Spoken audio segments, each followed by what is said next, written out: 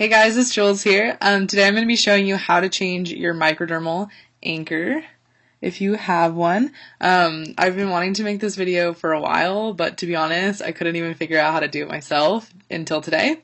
Some people say that you can just like pinch it so that you can hold on to the foot and then try and twist it off, but honestly, like that was really painful and it didn't work for me. And so I ended up buying these forceps, which I definitely recommend that you buy if you're trying to change your microdermal, because it'll keep the post in place. And I know that was my biggest fear, was spinning it. I heard that if it's not healed all the way, you can actually spin the jewelry around inside of your skin. I don't know if that's a myth or not, but it was making me really scared. So yeah, these are the tools that I used. You're gonna need these pliers. I got them from painfulpleasures.com. They're super thin. I wouldn't suggest getting any thicker of pliers because, to be honest, these just barely fit under. Okay, I'm going to show you the process. And then, of course, you're going to need some microdermal tops.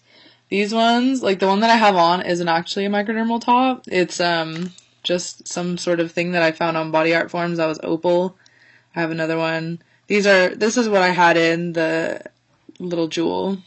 And then this other one is supposed to be like a retainer, but I don't think that's going to work out for me. But yeah, so pretty much get your jewelry ready. You're going to need to get a type of pliers. I would really suggest getting these ones from Painful Pleasures.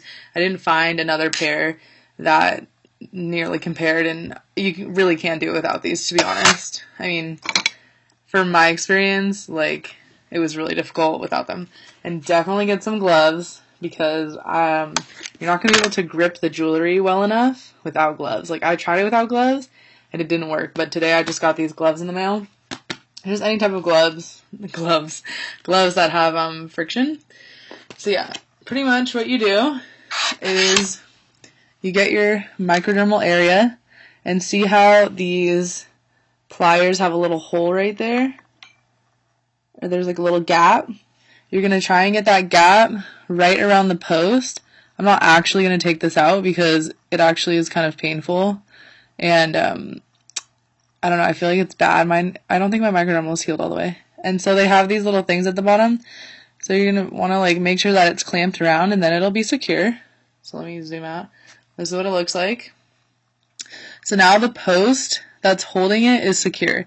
And then with your gloves on your hand, which I'm also not going to show you, then you can grab this ball and then twist it. Twist it as much as you can. Keep twisting.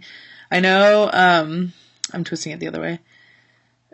It's going to be really hard to take off. Mine, I could barely grab it.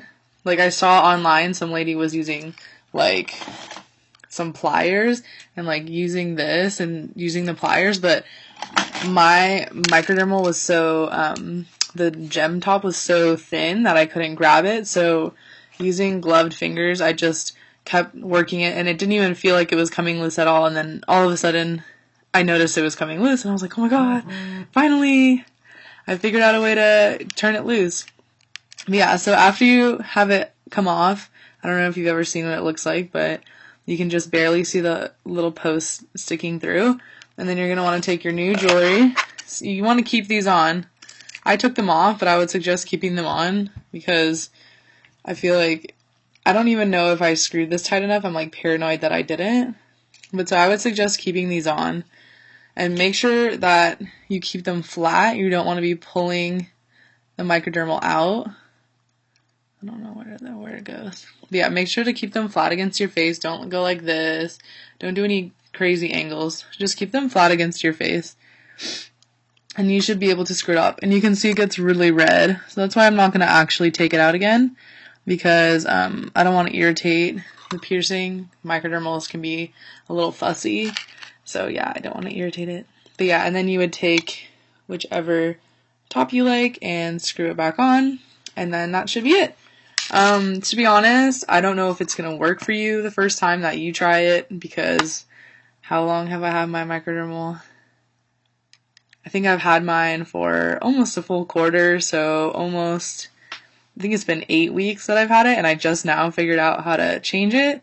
Maybe it's because the placement on my face is just more difficult to get around with it. The lady who I saw did it, she had it on her chest, and it was easier for her to change. I feel like that could be easier. But yeah, definitely pick up a pair of these pliers. If not, if you don't feel comfortable doing this, definitely go to your local piercer, jewelry person, because they'll do it for you. They know how to do it, and then you won't deal with accidentally ripping it out or hurting it or making it irritated and then it rejects. I don't know. It's kind of a tricky thing to do, but you'll get the hang of it. I hope this was informative. I know there's probably a lot of questions about this because there's not a lot of videos on YouTube on how to change microdermals, because when I tried to find them, I was completely lost.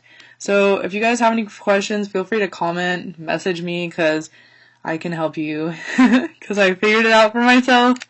But yeah, I hope you guys have a good day. Thanks so much for watching. See you later. Bye.